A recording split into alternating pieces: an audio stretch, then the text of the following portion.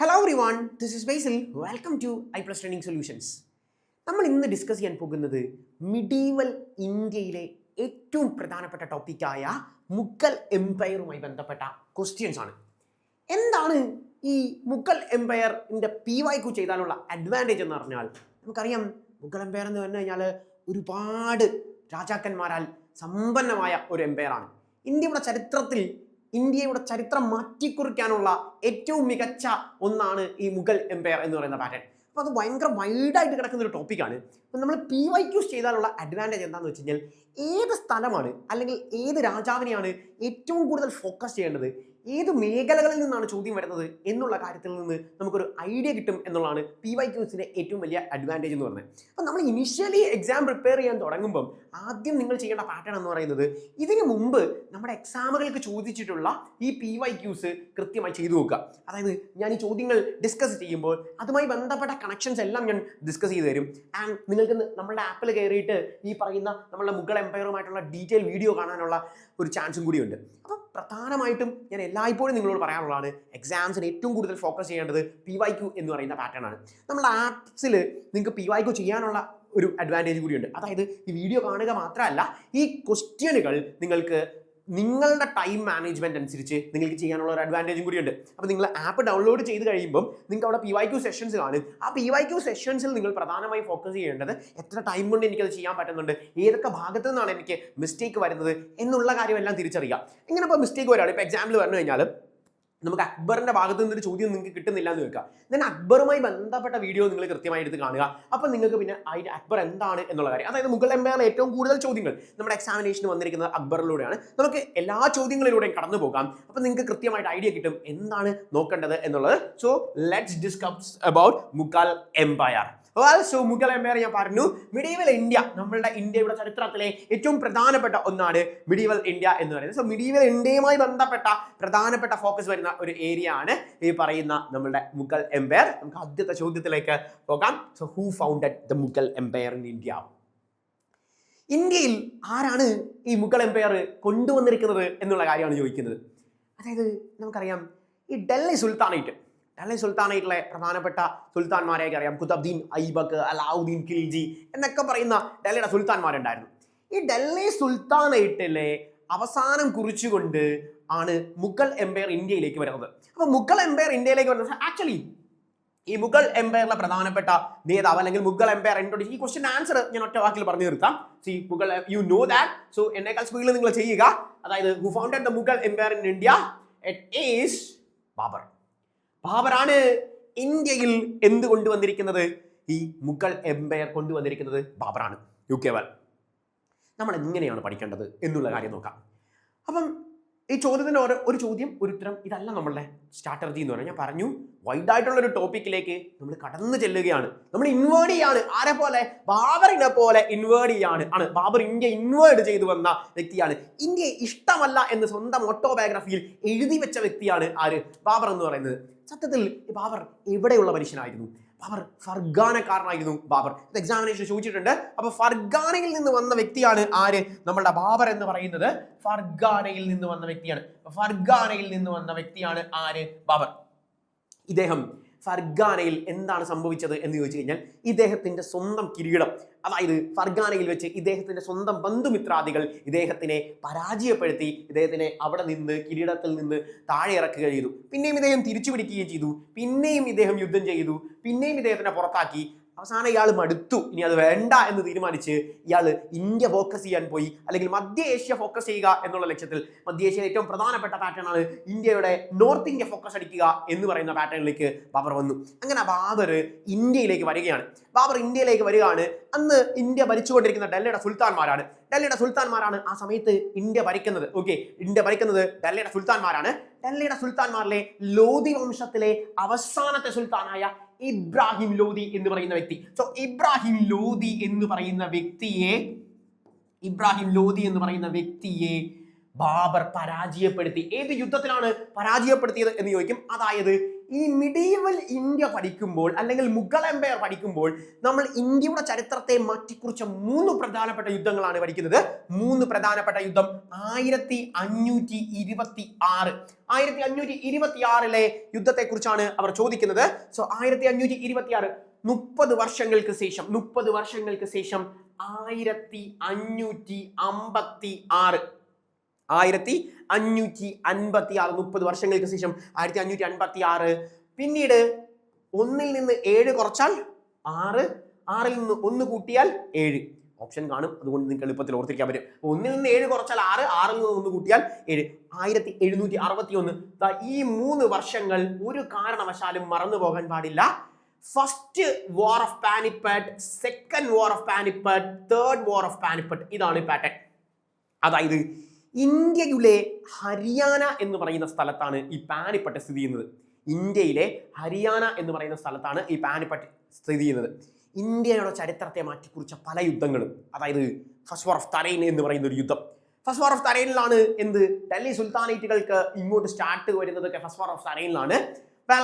First war of Tarain പഠിക്കാൻ എളുപ്പമാണ്. അതും ഫസ്റ്റ് വാർ ഓഫ് തരൈൻ ആദ്യത്തെ യുദ്ധമല്ലേ. അപ്പൊ ആദ്യമായിട്ട് ഇന്ത്യയിലേക്ക് മുസ്ലിം യുദ്ധത്തിൽ നിന്ന് ഈ പറയുന്ന പാറ്റേണിലേക്ക് വരുന്നത് ഫസ്റ്റ് വാർ ഓഫ് തരൈൻ എന്ന് പറയുന്നത്. സോ 1191 ഫസ്റ്റ് വാർ ആണ്. ഓപ്ഷൻസ് ഇല്ല, നിങ്ങൾക്ക് ഇങ്ങനെ കാണാം, എല്ലാം 111. So 1191 first war of Tarain എന്ന് പറയുന്ന പാറ്റേൺ വരുന്നത്. ഈ തരൈൻ യുദ്ധം നടന്നതും ഹരിയാനയിലാണ്. ഇനി നമ്മുടെ കുരുക്ഷേത്ര യുദ്ധം, മഹാഭാരതത്തിൽ പറയുന്ന കുരുക്ഷേത്ര യുദ്ധം നടക്കുന്നതും എവിടെയാണ്? ഈ പറയുന്ന നമ്മളുടെ ഈ ഹരിയാനയിലാണ്. ഇനി ഒന്നാമത്തെ പാനിപ്പട്ട് യുദ്ധവും രണ്ടാമത്തെ പാനിപ്പട്ട് യുദ്ധവും മൂന്നാമത്തെ പാനിപ്പട്ട് യുദ്ധവും ഹരിയാനയിൽ തന്നെയാണ്. പാനിപ്പട്ട് എന്ന് പറയുന്ന സ്ഥലമാണ്, അത് ഹരിയാനയിലാണ് എന്നുള്ള കാര്യം ഓർക്കുക. അപ്പൊ ഒന്നാമത്തെ പാനിപ്പട്ട് യുദ്ധം നമ്മൾ ഡീറ്റെയിൽ ആയിട്ട് നോക്കുന്നതാണ്. 1526 ഒന്നാമത്തെ പാനിപ്പട്ട് യുദ്ധം നടക്കുന്നത്. ഒന്നാമത്തെ പാനിപ്പട്ട് യുദ്ധം നടക്കുന്നത് 1526. എന്താണ് 1526 ഒന്നാമത്തെ പാനിപ്പട്ട് യുദ്ധത്തിന്റെ പ്രത്യേകത എന്നുള്ള കാര്യം നോക്കാം. ഒന്നാമത്തെ പാനിപ്പട്ട് യുദ്ധത്തിന്റെ പ്രത്യേകത എന്താണ്? 1526 നടന്ന ഒന്നാമത്തെ പാനിപ്പട്ട് യുദ്ധത്തിലാണ് ലോധി വംശത്തിന്റെ അവസാനത്തെ സുൽത്താനായ, അപ്പൊ എക്സാമിനേഷൻ നമ്മളോട് ചോദിക്കും, ലോധി വംശത്തിന്റെ അവസാനത്തെ സുൽത്താൻ ഇബ്രാഹിം ലോധിയെ പരാജയപ്പെടുത്തിക്കൊണ്ടാണ് ഫർഗാനയിൽ നിന്ന് വന്ന ബാബർ ഇന്ത്യയിലേക്ക് വരുന്നത്. ഫർഗാനയിൽ നിന്ന് വന്ന ഇന്ത്യയിലേക്ക് ഈ യുദ്ധത്തിൽ പങ്കെടുക്കാൻ വന്നു. ഈ യുദ്ധത്തിൽ അദ്ദേഹം ജയിക്കുകയാണ് ചെയ്തത്. സോ ഒന്നാമത്തെ പാനിപ്പട്ട് യുദ്ധം ജയിച്ചത് ബാബർ, പരാജയപ്പെട്ടത് ഇബ്രാഹിം ലോധി. എങ്ങനെ വേണമെങ്കിലും എക്സാമിനേഷനോട് ചോദിക്കും. സോ ഇബ്രാഹിം ലോധിയെ പരാജയപ്പെടുത്തിക്കൊണ്ടാണ് ഒന്നാമത്തെ പാനിപ്പട്ട് യുദ്ധത്തിൽ ആര് വരുന്നത്? നമ്മളുടെ ബാബർ വരുന്നത് എന്നുള്ള കാര്യം ഓർക്കുക. ഇനി 2, 3 പാനിപ്പട്ട് യുദ്ധമുണ്ട്, ബാബറുമായിട്ട് ബന്ധമൊന്നുമില്ല. അതുകൊണ്ട് ഞാൻ അവിടെ നിൽക്കുകയാണ്, നിങ്ങൾ തൽക്കാലം അവിടെ നിൽക്കട്ടെ. നമ്മൾ ഈ സെഷനിൽ തന്നെ അത് ഡിസ്കസ് ചെയ്യും.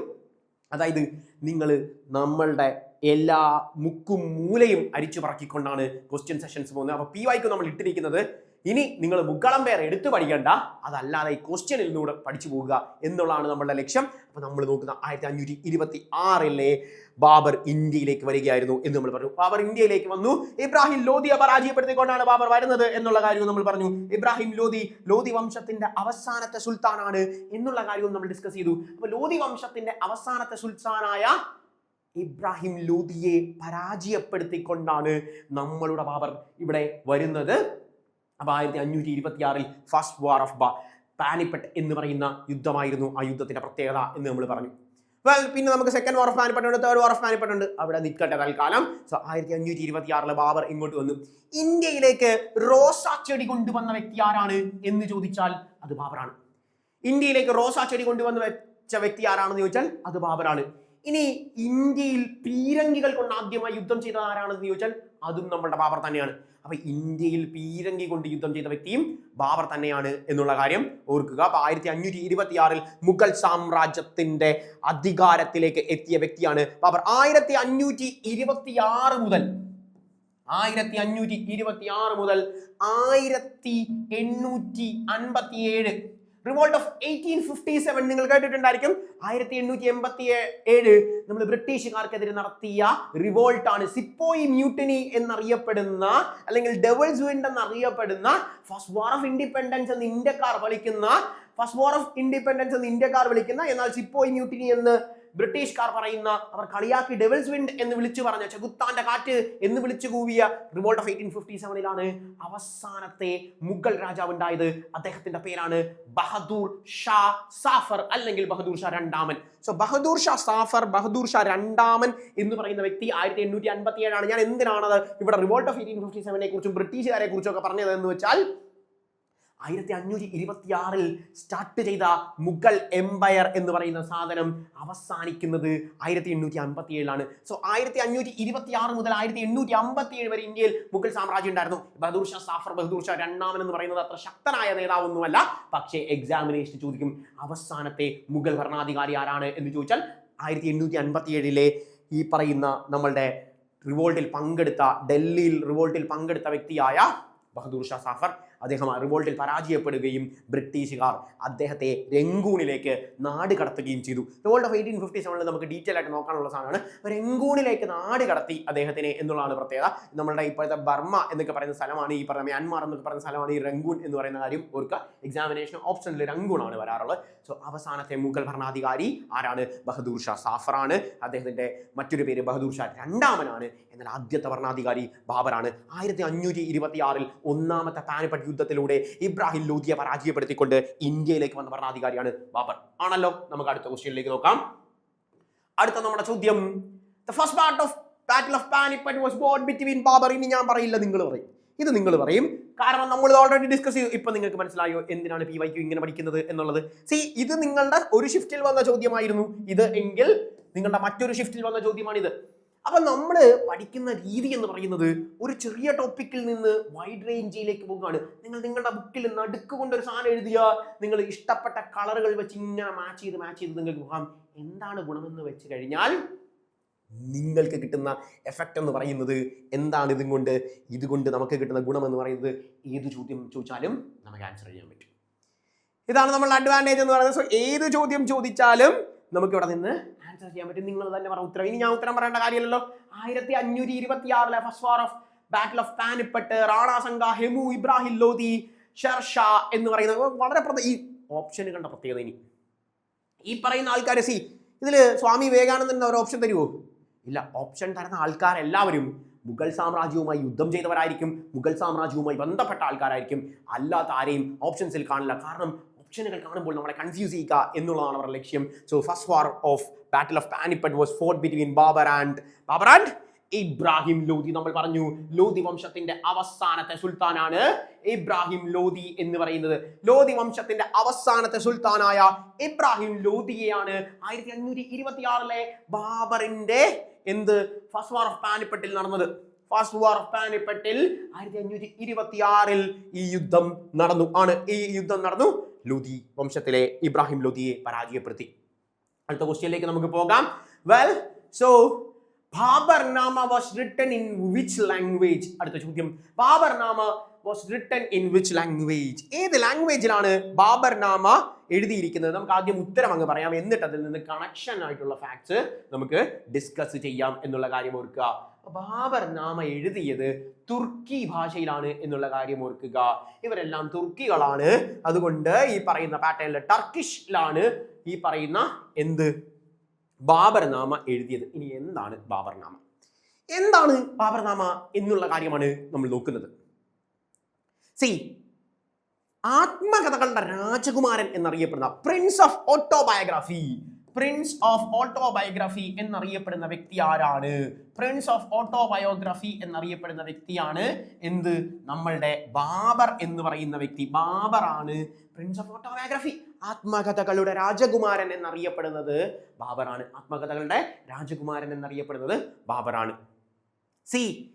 മുഗൾ സാമ്രാജ്യത്തിൽ എത്ര പേർ ഓട്ടോബയോഗ്രഫീസ് എഴുതിയിട്ടുണ്ട് എന്ന് നമ്മളോട് എക്സാമിനേഷൻ. ഇനി എന്താ ഓട്ടോബയോഗ്രഫി എന്ന് പറഞ്ഞാൽ? ഓട്ടോബയോഗ്രഫി എന്ന് പറഞ്ഞു കഴിഞ്ഞാൽ അവനവന്റെ കഥകളെ നമ്മൾ വിളിക്കുന്ന പേരാണ്. അവനവൻ പറയുന്ന കഥകളെ നമ്മൾ ഡിസ്കസ് ചെയ്യുന്ന പാറ്റേൺ ആണ്. ഞാൻ എൻ്റെ കഥകൾ തന്നെ പറയുകയാണെങ്കിൽ നമ്മൾ അതിനെ വിളിക്കുന്ന ഓട്ടോബയോഗ്രഫിയാണ്. ഞാൻ എന്നെ കുറിച്ച് എഴുതുന്നതാണ് നമ്മൾ ഓട്ടോബയോഗ്രഫി എന്ന് പറയുന്നത്. നിങ്ങൾ എന്നെ കുറിച്ച് എഴുതിയാൽ ഓട്ടോബയോഗ്രഫിയാണോ? അല്ല. നിങ്ങൾ എന്നെ കുറിച്ച് എഴുതിയാൽ അത് ബയോഗ്രഫിയാണ്. അപ്പൊ ഓട്ടോബയോഗ്രഫികൾ എത്ര പേർ എഴുതിയിട്ടുണ്ട് എന്ന് ചോദിച്ചു കഴിഞ്ഞാൽ മുഗൾ സാമ്രാജ്യത്തിൽ 2 പേരാണ് ഓട്ടോബയോഗ്രഫീസ് എഴുതിയിട്ടുള്ളത്. അപ്പൊ ഇനി ചോദിക്കുക ആരൊക്കെയാണ് മുഗൾ സാമ്രാജ്യത്തിൽ ഓട്ടോബയോഗ്രഫി എഴുതിയിട്ടുള്ളത് എന്നുള്ളത് ഇങ്ങനെ ഓർത്താൽ മതി. ജപ ജപ ജപ ജപ ജപ ജപ എന്ന് പറയാൻ ജപിച്ചാൽ മതി, നിങ്ങൾക്ക് കിട്ടും. ജപ ജപ ജപ ജപ ജപ ജപ.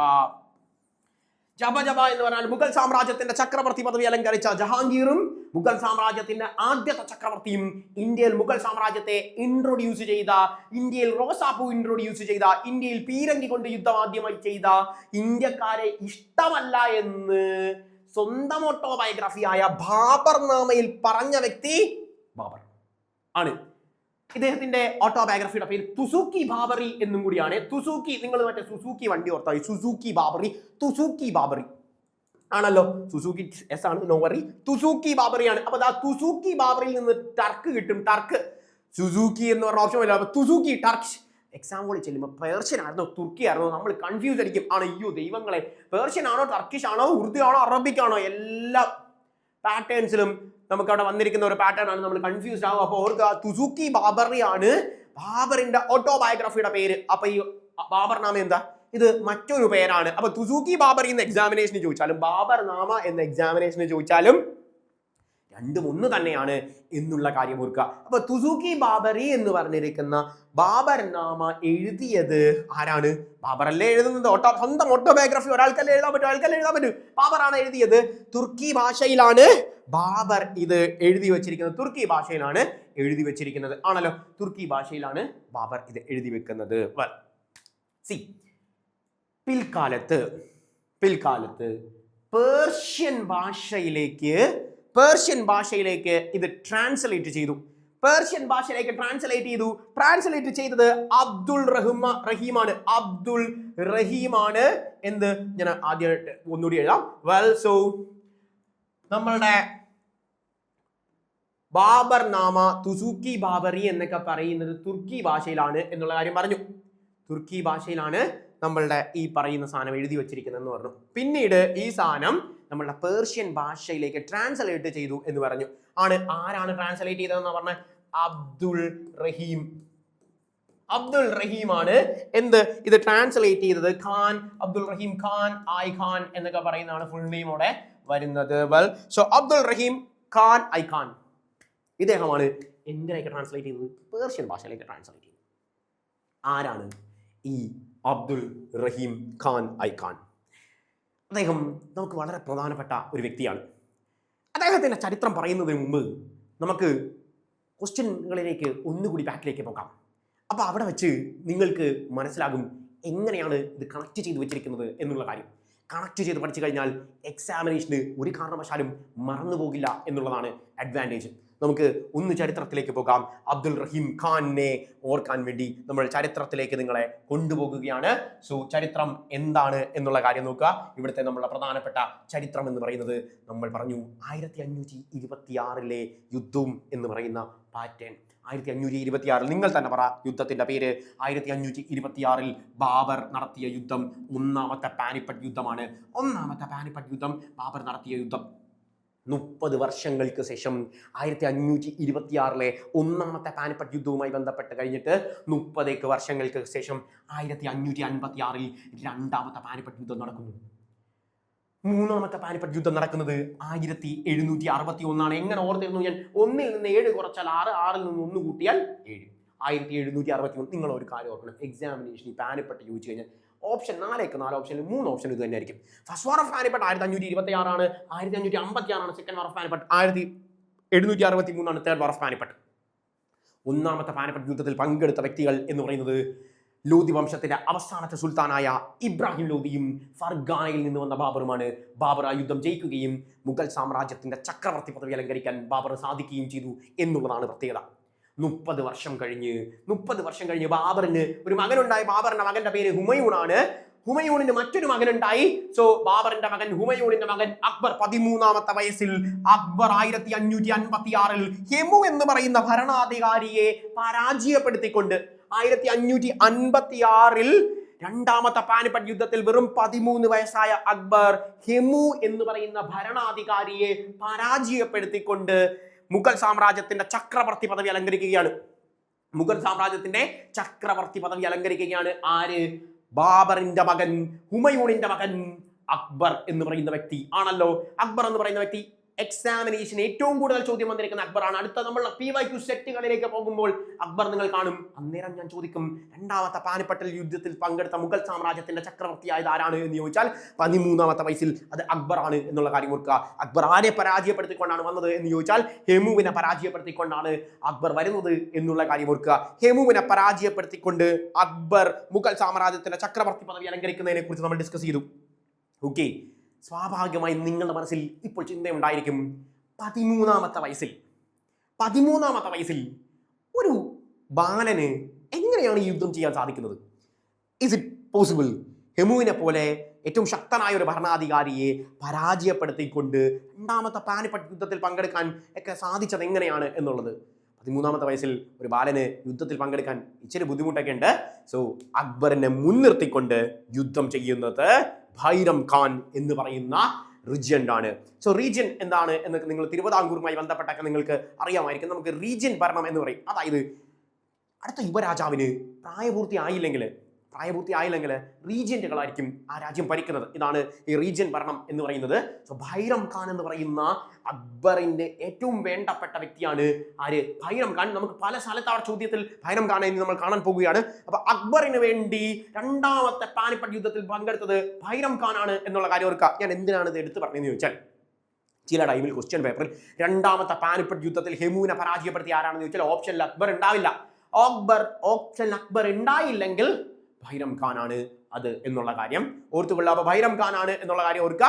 ഇനി അക്ബർ ഉണ്ടെങ്കിൽ അക്ബറാണ് ആൻസർ കേട്ടോ. അക്ബർ ഉണ്ടെങ്കിൽ അക്ബറാണ് ആൻസർ. സത്യത്തിൽ യുദ്ധം ചെയ്തത് ഭൈരം ഖാൻ ആണ്. പക്ഷേ നമ്മൾ അക്ബറിനാണ് പ്രാധാന്യം. അക്ബറാണ് മുഗൾ സാമ്രാജ്യത്തിന്റെ ചക്രവർത്തി. അപ്പം ഭൈരം ഖാൻ എന്ന് പറയുന്നത് അക്ബർ ഇല്ല എങ്കിൽ, ഓപ്ഷൻ ഇല്ല എങ്കിൽ ഭൈരം ഖാൻ ആണ്. അക്ബറിന്റെ റീജിയൻ ആണ് ഭൈരം ഖാൻ. അതൊക്കെ എക്സാമിനേഷൻ ചോദിച്ചിട്ടുണ്ട്. വായിക്കും, നമ്മൾ ഡിസ്കസ് ചെയ്യും.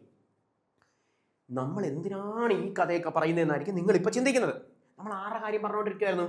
നമ്മൾ അബ്ദുൾ റഹ്മാനെ കുറിച്ചായിരുന്നു അബ്ദുൾ റഹീമിനെ കുറിച്ചാണ് പറഞ്ഞത്. അബ്ദുൾ റഹീം ഖാൻ എന്ന് പറയുന്ന ഐഖാനെ കുറിച്ചാണ് പറയുന്നത്. ആണ് അബ്ദുൾ റഹീം ആണല്ലോ. ഇതേതെ കുറിച്ചല്ല നമ്മൾ സംസാരിച്ചുകൊണ്ടിരുന്നത്. തുർക്കി ഭാഷയിൽ നിന്ന് ബാബർനാമ, അതായത് ബാബർനാമ പേർഷ്യൻ ഭാഷയിലേക്ക് ട്രാൻസ്ലേറ്റ് ചെയ്ത വ്യക്തിയാണ് എന്ന് പറഞ്ഞിട്ടാണ് നമ്മൾ ഇദ്ദേഹത്തെ കുറിച്ച് പറയുന്നത്. അബ്ദുൾ റഹീം ഖാൻ ഞാൻ നേരത്തെ പറഞ്ഞില്ലേ, അതായത് ഈ പറയുന്ന നമ്മളുടെ ബാബറിന്റെ മകന്റെ മകനായ അക്ബർ 13ാമത്തെ വയസ്സിൽ ആണ് രണ്ടാമത്തെ പാനിപ്പട്ട് യുദ്ധം നടത്തിയത്. അദ്ദേഹത്തിന് വേണ്ടി യുദ്ധം നടത്തിയത് ഭൈരം ഖാൻ ആണ് എന്ന് പറഞ്ഞു. ഈ ഭൈരം ഖാൻ അക്ബറിന്റെ റീജന്റ് ആയിരുന്നു. പിൽക്കാലത്ത് അക്ബറിന് പ്രായപൂർത്തിയായപ്പോൾ അക്ബർ പറഞ്ഞു, റീജൻ ഭരണം അവസാനിപ്പിച്ചോളൂ, ഇനി താങ്കൾ വിശ്രമ ജീവിതത്തിലേക്ക് പോയിക്കോളാൻ പറഞ്ഞു.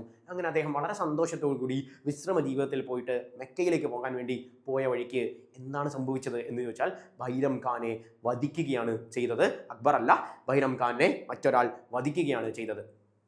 അങ്ങനെ തൻ്റെ ഏറ്റവും പ്രിയപ്പെട്ട, തനിക്ക് ഏറ്റവും ഇഷ്ടപ്പെട്ട ഭൈരം ഖാൻ വധിക്കപ്പെട്ടു എന്നറിഞ്ഞ അക്ബർ എന്താണ് ചെയ്തത് എന്ന് വെച്ച് കഴിഞ്ഞാൽ, അദ്ദേഹത്തിൻ്റെ ഭാര്യയും മക്കളും വഴിയാധാരമായി പോകരുത് എന്നുള്ള ലക്ഷ്യത്തോടു കൂടി അക്ബർ ഭൈരം ഖാനിൻ്റെ ഭാര്യയെ വിവാഹം കഴിക്കുകയാണ് ചെയ്തത്. അദ്ദേഹത്തിൻ്റെ വിധവയായ ഭാര്യയെ വിവാഹം കഴിക്കുകയും അദ്ദേഹത്തിൻ്റെ മകനാണ് നമ്മൾ ഈ ഡിസ്കസ് ചെയ്യുന്ന അബ്ദുൾ റഹീം ഖാൻ ഐഖാൻ എന്ന് പറയുന്ന അദ്ദേഹത്തിൻ്റെ മകനെ വിദ്യാഭ്യാസം നൽകുകയും അക്ബറിന്റെ ഏറ്റവും പ്രധാനപ്പെട്ട സദസ്സിലെ പ്രധാനപ്പെട്ട വ്യക്തിയാകുകയും ചെയ്തു എന്നുള്ളതാണ് പ്രത്യേകത. അദ്ദേഹം വളരെ പണ്ഡിതനാണ്, ഭാഷാ പണ്ഡിതനാണ്. അദ്ദേഹത്തിന് പഠിപ്പിച്ചു. അക്ബർ എന്ന് പറയുന്ന 13ാമത്തെ വയസ്സിലൊക്കെ ഒരാൾ ഭരണത്തിലേക്ക് വരുമ്പോൾ അയാൾക്ക് വിദ്യാഭ്യാസം ഉണ്ടാവുമോ? ഇല്ല. അപ്പൊ ഇല്ലിറ്ററേറ്റ് എംപററാണ് അക്ബർ, അതായത് നിരക്ഷരനായ എംപററാണ് അക്ബർ എന്ന് പറയുന്ന കാര്യം ഓർക്കുക. അത് അക്ബർ എന്ന് പറയുന്നത് നിരക്ഷരനായ എംപററാണ്. അദ്ദേഹമാണ് ഇല്ലിറ്ററേറ്റ് ആയ അദ്ദേഹമാണ് എന്ത് ചെയ്തിരിക്കുന്നത്, നമ്മളുടെ ഈ പറയുന്ന പാറ്റേണിൽ അബ്ദുൾ റഹീം ഖാൻ ആരാണ്? അബ്ദുൾ റഹീം ഖാൻ എന്ന് പറഞ്ഞു ഭൈരം ഖാന്റെ മാനാണ്. ഭൈരം ഖാൻ ആരാണ് എന്ന് ഞാൻ പറഞ്ഞു. രണ്ടാമത്തെ പാനിപ്പട്ട് യുദ്ധത്തിൽ ഹെമുവിനെ പരാജയപ്പെടുത്തിയ വ്യക്തിയാണ് ഭൈരം ഖാൻ. അക്ബറാണ് ഓപ്ഷനിലുണ്ടെങ്കിൽ അക്ബറാണ്. അക്ബറിന് വേണ്ടി യുദ്ധം ചെയ്തത് ഭൈരം ഖാൻ ആണ്. നമ്മുടെ അക്ബറിന്റെ റീജിയൻ ആണ് ഭൈരം ഖാൻ എന്നുള്ള കാര്യം. സോ അദ്ദേഹത്തിന്റെ മകനായിരുന്നു അബ്ദുൾ റഹീം ഖാൻ. അക്ബറാണ് ഇദ്ദേഹത്തിനെ പിന്നീട് എടുത്ത് വളർത്തിയത്. ആൻഡ് ഇദ്ദേഹത്തിന്റെ അമ്മയെ, അതായത് ബൈരം ഖാന്റെ ഭാര്യയെ വിവാഹം കഴിച്ച വ്യക്തിയും അക്ബർ തന്നെയാണ് എന്നുള്ള കാര്യം ഓർക്കുക. അങ്ങനെയാണ് ഈ പറയുന്ന പാറ്റേണിലേക്ക് പോയത്. അപ്പൊ നമ്മൾ ഡിസ്കസ് ചെയ്ത ചോദ്യ പാറ്റേണിനകത്ത് നിങ്ങൾ നോക്കുക എന്താണ് ചോദ്യം എന്ന് പറയുന്നത്. ബാബർനാമ എഴുതിയത് ഏത് ലാംഗ്വേജിലാണെന്ന് ചോദിച്ചാൽ തുർക്കി ലാംഗ്വേജിലാണ് എഴുതിയത്. ബാബറാണ്. ഈ ബാബറിന്റെ മകൻ ഹുമയൂണിന്റെ മകൻ അക്ബർ, അക്ബറിന്റെ ഈ പറയുന്ന വളർത്തുമകനായ വ്യക്തിയാണ് എന്ത് പേർഷ്യൻ ഭാഷയിലേക്ക് ട്രാൻസ്ലേറ്റ് ചെയ്തത്. അടുത്ത് നമ്മൾ ഡിസ്കസ് ചെയ്യാൻ പോകുന്നത് battle of Khanwa. Battle of കൻവയെ കുറിച്ചാണ് നമ്മൾ ഡിസ്കസ് ചെയ്യാൻ പോകുന്നത്. ബാറ്റിൽ ഓഫ് കൻവ എന്താണ്? ബാറ്റിൽ ഓഫ് കൻവയുടെ പ്രത്യേകത 1526 ബാബർ ഇന്ത്യയിലേക്ക് വന്നു എന്ന് ഞാൻ പറഞ്ഞു. ഫർഗാനയിൽ നിന്ന് ഇന്ത്യയിലേക്ക് വന്ന ബാബറിനെ രജപുത്ര രാജാക്കന്മാർക്ക് അംഗീകരിക്കാൻ വലിയ ബുദ്ധിമുട്ടായിരുന്നു. ഡൽഹിയുടെ സുൽത്താനായ ഇബ്രാഹിം ലോധി അദ്ദേഹം പരാജയപ്പെടുത്തിയെങ്കിലും രജപുത്ര രാജാക്കന്മാർ ഇദ്ദേഹത്തിന് അംഗീകരിക്കാൻ വലിയ ബുദ്ധിമുട്ടുള്ള സാഹചര്യമായിരുന്നു. കാരണം അദ്ദേഹം ഒരു വിദേശിയായ ഒരു വ്യക്തി എന്തിനാണ് ഇന്ത്യ ഭരിക്കുന്നത് എന്നുള്ള കാര്യം വിചാരിച്ച് ഈ പറയുന്ന രജപുത്ര രാജാക്കന്മാർക്ക് ഒട്ടും താല്പര്യം ഉണ്ടായിരുന്നില്ല ബാബറിനോട്. തൊട്ടടുത്ത വർഷം 1527 കൻവ യുദ്ധത്തിൽ രജപുത്ര രാജകുമാരനായ റാണ സംഗ ആരെ പരാജയപ്പെടുത്തി? രജപുത്ര രാജകുമാരനായ റാണ സംഗ യുദ്ധത്തിലേർപ്പെട്ടു ബാബറുമായി. യുദ്ധത്തിലേർപ്പെട്ടെങ്കിലും ബാബറിന്റെ പീരങ്കിപ്പടയുടെ മുൻപിൽ പിടിച്ചു നിൽക്കാൻ രജപുത്ര രാജാക്കന്മാർക്ക് സാധിച്ചില്ല. ഞാൻ ഓൾറെഡി പറഞ്ഞു, ഇന്ത്യയിലേക്ക് പീരങ്കി ഇൻട്രൊഡ്യൂസ് ചെയ്തത് ആരാണെന്ന് വെച്ചാൽ മുഗൾ സാമ്രാജ്യത്തിന്റെ ചക്രവർത്തി പദവി അലങ്കരിച്ച ബാബറാണ്. ബാബറിനോട് യുദ്ധം ചെയ്ത് ജയിക്കാൻ റാണ സംഘയ്ക്ക് സാധിച്ചില്ല എന്നുള്ള കാര്യം ഓർക്കുക. അങ്ങനെ നമ്മളുടെ റാണ സംഘ എന്ത് ചെയ്തു? ഈ പറയുന്ന യുദ്ധത്തിൽ, കൻവ യുദ്ധത്തിൽ പരാജയപ്പെട്ടു. എക്സാമിനേഷന് പല രീതിയിലായിരിക്കും ചോദ്യങ്ങൾ വരുന്നത്. കൻവ യുദ്ധം ഏത് വർഷമാണ് എന്ന് ചോദിച്ചു കഴിഞ്ഞാൽ ഞാൻ പറഞ്ഞു ബാബർ വന്ന് തൊട്ടടുത്ത വർഷം യുദ്ധം തുടങ്ങി. ബാബർ വന്നത് 1526 പാനിപ്പട്ട് യുദ്ധത്തിലാണ് എന്ന് നമ്മൾ പറഞ്ഞു. സോ 1527 എന്ത് കൻവ വാർ യുദ്ധം ചെയ്യുന്നത്. കണ്ണിന് കണ്ടുകൂടാന്ന് ഓർത്താൽ മതി ആണ്. കാരണം ഇങ്ങനെ ചോദിക്കുക 1527 ബാബറും റാണ സംഘയും കൂടി നടത്തിയ യുദ്ധം എന്താണെന്ന് ചോദിച്ചാൽ അതിന് വേണ്ടിയാണ് ഞാൻ പറഞ്ഞത്. രജപുത്ര രാജാക്കന്മാർക്ക് കണ്ണിന് കണ്ടുകൂടായിരുന്നു. ആരെ? ബാബറിനെ കണ്ണിന് കണ്ടുകൂടാ. കൻവ യുദ്ധം. ഈ യുദ്ധത്തിൽ കണ്ണിന് കാണാഞ്ഞിട്ടും ജയിക്കാൻ പറ്റിയോ? ജയിക്കാനൊന്നും പറ്റിയില്ല. 1527 ബാബർ ആരെ പരാജയപ്പെടുത്തി? കൻവ യുദ്ധത്തിൽ റാണ സംഘയെ പരാജയപ്പെടുത്തിയ വ്യക്തിയാണ് ബാബർ റാണ സംഘയെ പരാജയപ്പെടുത്തിയ വ്യക്തിയാണ് ബാബർ. അപ്പൊ നമ്മൾ ബാബറിനെ കുറിച്ച് പറഞ്ഞ കാര്യം ഫർഗാനയിൽ നിന്ന് വന്ന ബാബറായിരുന്നു. ഫർഗാനയിൽ നിന്ന് വന്ന ബാബർ ഇന്ത്യയിലേക്ക് വരികയും ലോധി വംശത്തിലെ അവസാനത്തെ സുൽത്താനായ ഇബ്രാഹിം ലോധിയെ പരാജയപ്പെടുത്തുകയുമാണ് ചെയ്തത് എന്നുള്ള കാര്യമാണ് നമ്മൾ പറഞ്ഞത്. നമ്മൾ ഇന്നത്തെ സെഷനിൽ ഡിസ്കസ് ചെയ്ത പാറ്റേണുകൾ എന്തായിരുന്നു? നമ്മൾ PYQയിലൂടെ പഠനത്തിലേക്ക് പോകുകയാണ്. ബാബർ എപ്രകാരമാണോ ഇന്ത്യയെ ഇൻവേർഡ് ചെയ്തത്, അല്ലെങ്കിൽ മുഗൾ സാമ്രാജ്യം ലോധി വംശത്തിലെ അവസാനത്തെ സുൽത്താനായ ഇബ്രാഹിം ലോധിയെ എങ്ങനെയാണോ പരാജയപ്പെടുത്തി ഇന്ത്യയുടെ ഭരണത്തിലേക്ക് എത്തുന്നത്, അതേ മേഖലയിൽ തന്നെ PYQയിലൂടെ ഇന്ത്യയുടെ മിഡീവൽ ഇന്ത്യ എന്ന് പറയുന്ന ഏറ്റവും ഹിസ്റ്റോറിക്കൽ ആയിട്ടുള്ള ആ ബാക്ക്ഗ്രൗണ്ടിലേക്കുള്ള കടന്നുകയറ്റമാണ് നമ്മൾ നോക്കുന്നത്. സോ ഒരു ചോദ്യത്തിൽ നിന്ന് നമ്മൾ പല പല പല ചോദ്യങ്ങളാണ് കാണുന്നത്. നിങ്ങൾക്ക് കാണാൻ സാധിക്കും ഇനി ഇങ്ങോട്ട് നമ്മൾ ഡിസ്കസ് ചെയ്ത ചോദ്യങ്ങൾ PYQയിൽ വന്നിരിക്കുന്ന പാറ്റേൺ എന്തൊക്കെയാണ് എന്നുള്ളത്. സെക്കൻഡ് വാർ ഓഫ് പാനിപ്പട്ടിനെ കുറിച്ച് നമ്മൾ ഡിസ്കസ് ചെയ്തിരുന്നു. ആൻഡ് അക്ബറിന് വേണ്ടി ആരാണ് റീജന്റ് ആയിട്ട് ഭരിച്ചത് എന്നുള്ള കാര്യമെല്ലാം നമ്മൾ ഓൾറെഡി ഡിസ്കസ് ചെയ്തു. അപ്പോൾ ഒരൊറ്റ ചോദ്യത്തിൽ നിന്ന് നിങ്ങൾക്ക് എക്സാമിനേഷന് ചോദിച്ച എല്ലാ PYQകളിലേക്ക് നമ്മൾ പോകുക എന്നുള്ളതാണ് നമ്മുടെ target. So do practice this method. That's all.